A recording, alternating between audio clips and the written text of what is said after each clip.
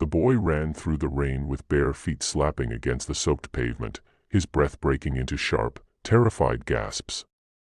Lights flickered from broken street lamps as thunder growled overhead, but nothing was louder than the panic pounding in his tiny chest.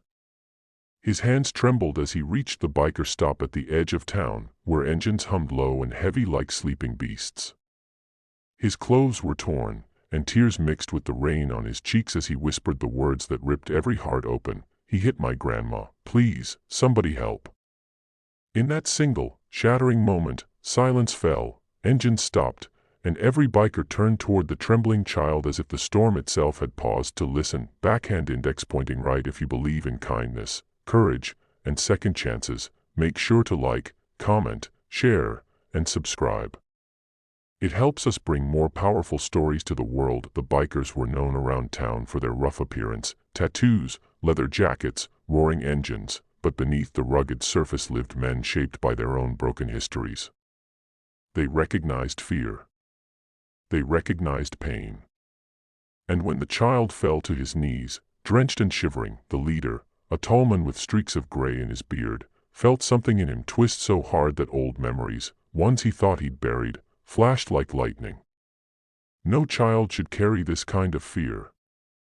Slowly, he knelt down, placing a steady hand on the boy's shoulder, and the boy's words came out in fragments. He spoke of his grandmother, a gentle woman who sold vegetables outside her small home, and of the men who lived beside them, his uncle by blood but a stranger by heart. The men had always been angry, always drunk, and that night his rage spilled over. Rage the boy couldn't stop. The storm thickened, pelting the earth as though urging the bikers to move. Within seconds, men who once lived for the thrill of the open road now lived for one mission: protection.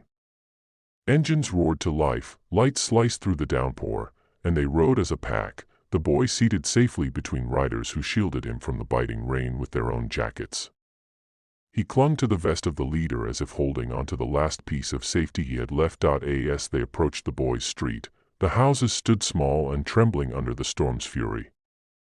The door of the boy's home hung crooked on its hinges, and the porch light flickered weakly. The bikers parked right outside the door, engines thundering in warning, powerful enough to let the whole neighborhood know that something was about to change.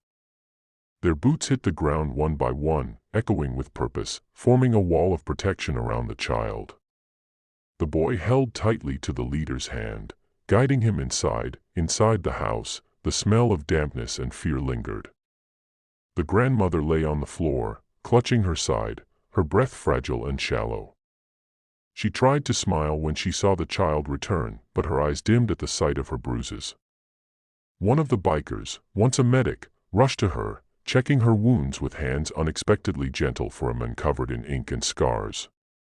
The leader's jaw tightened as he scanned the room, the broken chair, shattered bottle, muddy footprints. Anger simmered like a volcano beneath his ribs, but he knew rage wasn't what the boy needed. The neighbor responsible stumbled from the back door, smelling of alcohol, his words slurred, demanding to know why strangers were in his house. But the moment he saw the bikes outside and the men standing between him and the family he had hurt, the bravado drained from him like poison. He tried to shove past them, but the leader stepped forward, not with fists, but with a force stronger than violence, presence. He stared the men down, not with hatred but with disappointment so heavy that even the storm seemed to hold its breath. The men crumbled, and for the first time that night, his drunken arrogance faltered. But this wasn't just about confronting wrong, it was about breaking a cycle. The bikers didn't beat him down. Instead, they made a call, not to escalate matters, but to ensure the grandmother received help and the boy would never face another night like this. Police arrived, witnesses spoke, and the truth came out like a flood that washed away years of silence. The man was taken away, not with cheers, but with the quiet understanding that some lessons come too late, and some families deserve healing more than revenge. The biker stayed with the child and his grandmother long after the authorities left.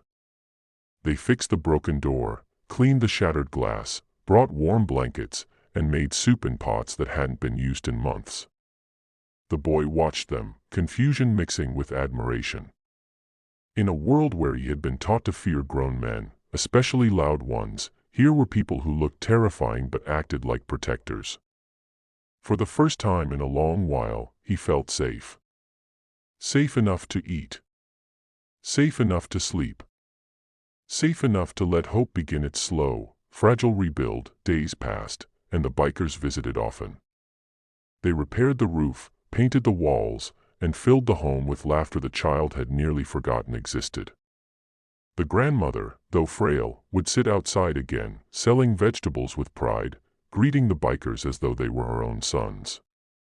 The boy found himself smiling more, looking up to them like the family he'd always wished for.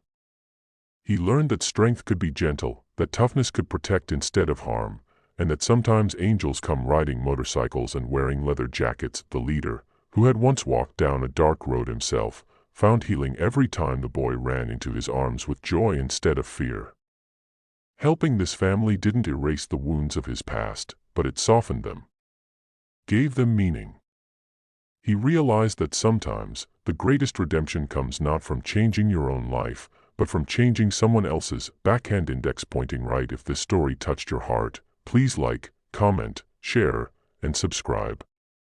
Your support helps us bring more real, emotional stories to you. Speech balloon before you watch the ending. Comment below, kindness still exists. In the end, the storm that night became a memory, one that marked the beginning of a new chapter. The child no longer ran through darkness looking for help. He walked in daylight beside people who showed him that the world could be kinder than he ever imagined. And whenever the bikers rode past the small house on the corner, a little boy waved from the window, and a grandmother smiled with eyes full of gratitude. Their lives, once broken by fear, were rebuilt by strangers who simply refused to let cruelty win. And that is how a single cry for help turned into a story of courage, compassion, and the undeniable power of standing up for what is right.